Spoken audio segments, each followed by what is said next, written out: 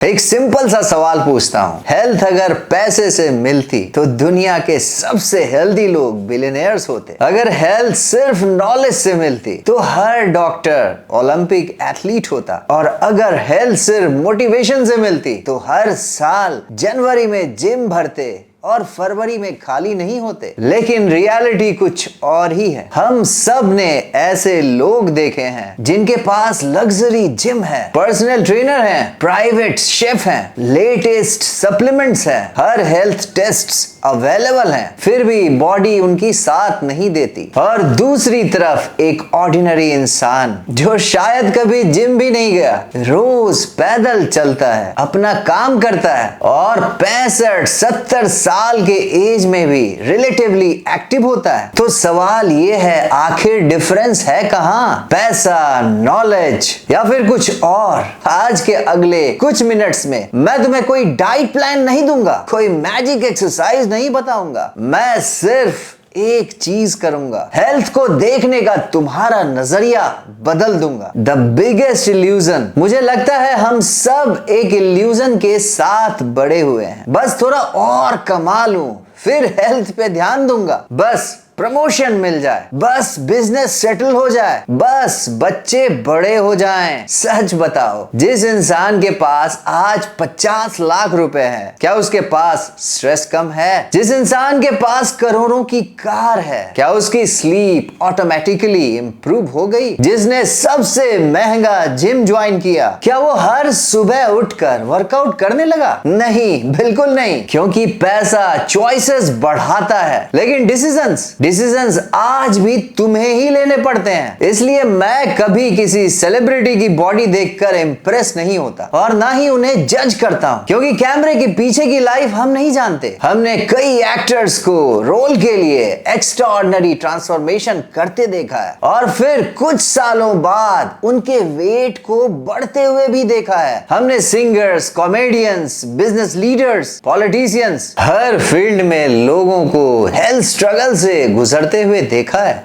और इसी के साथ हमने ऐसे भी लोग देखे हैं जो स्पॉटलाइट में नहीं हैं, ना उनके इंस्टाग्राम पे मिलियंस फॉलोअर्स हैं, ना उनका कोई पर्सनल शेफ है, ना एक्सपेंसिव सप्लीमेंट्स हैं, लेकिन उनकी बॉडी उनका साथ दे रही है। इसलिए पॉइंट ये नहीं है कि सेलिब्रिटीज सक्सेसफुल हैं या नहीं, पॉइंट सिर्फ इतना है, रिसोर्सेज और रिजल्ट के बीच एक मिसिंग लिंक है और उस मिसिंग लिंक का नाम है बिहेवियर। ये वर्ड सुनने में बहुत सिंपल लगता है, लेकिन पूरी हेल्थ इसी पर टिकी हुई है। तुम जो रोज रिपीट करते हो, बॉडी उसी का रिजल्ट बन जाती है। एक दिन सैलड्स खाकर कोई हेल्दी नहीं बनता, एक दिन पिज्जा खाकर कोई अनहेल्दी भी नहीं बनता। एक वर्कआउट या एक मिस्ड वर्कआउट तुम्हारी लाइफ डिसाइड नहीं करता, लेकिन जो चीज तुम महीनों तक रिपीट करते हो वही तुम्हारी आइडेंटिटी बन जाती है। और बॉडी आइडेंटिटी को फॉलो करती है, इंटेंशंस नहीं। अब यहाँ एक इंटरेस्टिंग बात आती है, अगर बिहेवियर इतना इंपॉर्टेंट है तो फिर हम सब हेल्दी डिसीजंस क्यों नहीं लेते? कोई भी सुबह उठकर ये नहीं सोचता कि आज मैं अपनी हेल्थ खराब करूंगा, फिर भी हम लेट सोते हैं, मूवमेंट स्किप कर देते हैं, स्ट्रेस को नॉर्मल मान लेते हैं और फिर हेल्थ धीरे धीरे पीछे छूटती चली जाती है। तो सवाल फिर ये है, क्या हम लेजी हैं या फिर हमारा दिमाग ही इसी तरह से डिजाइन हुआ है? और फिर यहीं से शुरू होती है बिहेवियर साइंस की वो कहानी, जिसे समझने के बाद तुम अपनी आदतों को बिल्कुल अलग नजरिए से देखने लगोगे। अब सवाल आता है, क्या हम वाकई लेजी हैं या फिर हम जिस एनवायरनमेंट में रहते हैं वो हमें हेल्दी डिसीजंस लेना मुश्किल बना रहा है? बिहेवियरल साइंस एक इंटरेस्टिंग बात बताती है, इंसान हर डिसीजंस कॉन्शियसली नहीं लेता। हमारी जिंदगी का बहुत बड़ा हिस्सा ऑटो पायलट पर चलता है। सुबह उठते ही फोन उठाना, ऑफिस पहुंचते ही चेयर पर बैठ जाना, स्ट्रेस होते ही कुछ मीठा खाने का मन करना, ये सब हर बार सोच कर नहीं किया जाता है, ये आदतें बन चुकी हैं। और आदत का मतलब ही है एक ऐसा डिसीजन जो इतनी बार रिपीट हुई है, हमारे दिमाग ने उसे ऑटो पायलट डिसीजन बना दिया। इसलिए सिर्फ मोटिवेशन से जिंदगी नहीं बदलती, सिस्टम बदलता है, एनवायरनमेंट बदलता है, तब जाकर कर कहीं बिहेवियर बदलता है। अब जरा 25 से 30 साल पहले चलते हैं। उस समय लोग फिटनेस के बारे में इतना नहीं जानते थे। ना यूट्यूब था, ना इंस्टाग्राम, ना स्मार्ट वॉचेस, ना कैलोरी ट्रैकिंग एप्स, लेकिन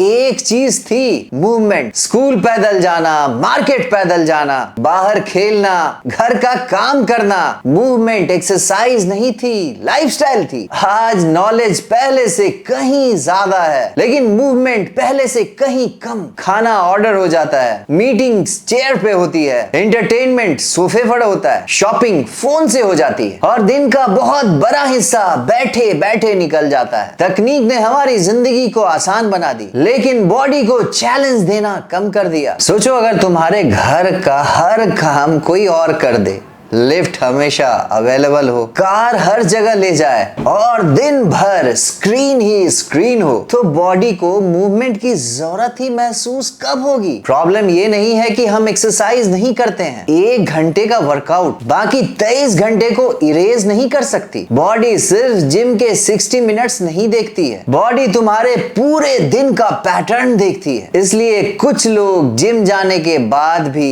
पूरे दिन स्टिफ रहते हैं, और कुछ लोग बिना जिम के भी सरप्राइजिंगली पूरे दिन एक्टिव रहते हैं। डिफरेंस सिर्फ वर्कआउट का नहीं है, डिफरेंस मूवमेंट का है। एक और चीज है जो शायद सबसे ज्यादा डेंजरस है, और वो है हमारा माइंडसेट। हम हेल्थ को फ्यूचर प्रोजेक्ट बना देते हैं। अगले महीने से, मंडे से, प्रमोशन के बाद बिजनेस सेटल हो जाए फिर। लेकिन जिंदगी कभी सेटल नहीं होती है। एक गोल पूरा होता है, दूसरा आ जाता है। एक रिस्पॉन्सिबिलिटी खत्म होती है, नई शुरू हो जाती है, और इसी चक्कर में साल निकल जाते हैं। बॉडी इसका वेट नहीं करती। हर दिन वो तुम्हारे डिसीजंस का रिकॉर्ड रख रही होती है, ना कंप्लेन करती है, ना वार्निंग देती है, बस धीरे धीरे अडेप्ट करते रहती है। और एक दिन हम कहते हैं पता नहीं बॉडी को अचानक से क्या हो गया। अचानक कुछ नहीं हुआ, जो रोज हो रहा था उसका रिजल्ट बस आज दिखना शुरू हुआ। लेकिन कहानी यही खत्म नहीं होती है। एक और वजह है जो स्पेशली हम इंडियंस की हेल्थ जर्नी को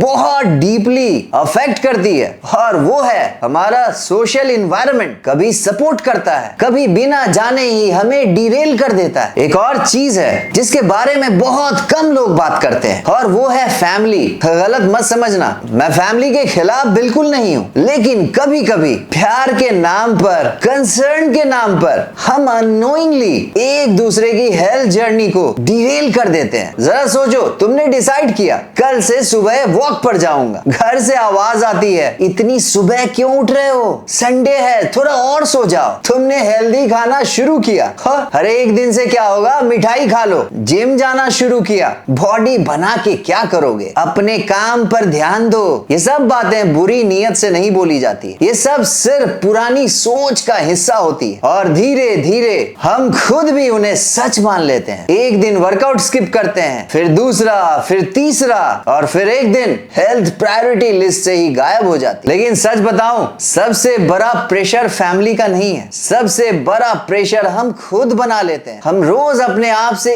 एक झूठ बोलते हैं, अभी टाइम नहीं है। लेकिन टाइम कब था? स्कूल्स में एग्जाम्स थे, कॉलेज में करियर था, जॉब में टारगेट्स हैं, शादी के बाद रिस्पॉन्सिबिलिटीज हैं, बच्चों के बाद और रिस्पॉन्सिबिलिटीज, और रिटायरमेंट के बाद बॉडी साथ नहीं देती। जिंदगी कभी फ्री नहीं होती, सिर्फ प्रायोरिटीज बदलती रहती है, और हेल्थ हमेशा लास्ट में चली जाती है। अगर प्रॉब्लम सिर्फ मोटिवेशन नहीं है, सिर्फ पैसे की नहीं है, सिर्फ नॉलेज की नहीं है, तो सॉल्यूशन क्या है? सॉल्यूशन बोरिंग है, और शायद इसीलिए पावरफुल है। रोज चलना, रोज थोड़ा मूव करना, वीक में कुछ दिन स्ट्रेंथ ट्रेनिंग, हर मील में थोड़ा प्रोटीन ऐड करना, 7 से 8 घंटे की नींद को इंपॉर्टेंस देना, हर 45 से 60 मिनट बैठने के बाद 2 मिनट खड़े होकर चलना, और सबसे इंपॉर्टेंट, हेल्थ को इवेंट मत बनाओ, आइडेंटिटी बनाओ। अगर तुम रोज मूवमेंट करते हो तो सिर्फ एक्सरसाइज नहीं कर रहे,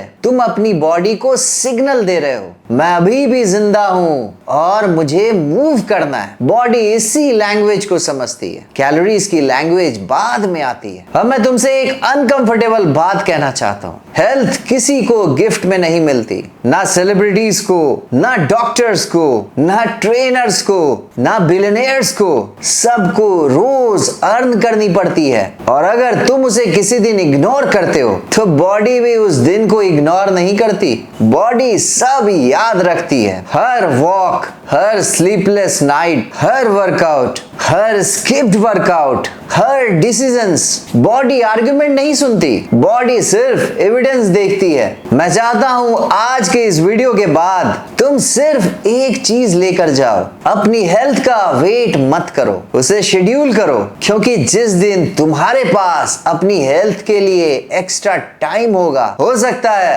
बॉडी के पास एक्स्ट्रा हेल्थ बची ही ना हो। अगर तुम्हें ऐसी साइंस बेस्ड, प्रैक्टिकल और नो नॉनसेंस फिटनेस कंटेंट चाहिए, जहां पे तुम सिर्फ मसल्स की नहीं, मूवमेंट, लॉन्जेविटी, हैबिट्स और रियल हेल्थ की बातें करते हैं, तो फन फिटनेस को सब्सक्राइब कर लो। यहाँ हम शॉर्टकट्स नहीं बेचते हैं, यहाँ हम समझ देते हैं। और जाने से पहले कमेंट्स में सिर्फ एक लाइन लिखो, मेरी हेल्थ को सबसे ज्यादा कौन सी आदत रोक रही है। मैं हर कमेंट पढ़ता हूं, हो सकता है तुम्हारा जवाब किसी और की जिंदगी बदल दे। मैं हूं सौरभ, मिलते हैं ऐसे ही किसी अगले वीडियो में। Till then stay fit, stay strong.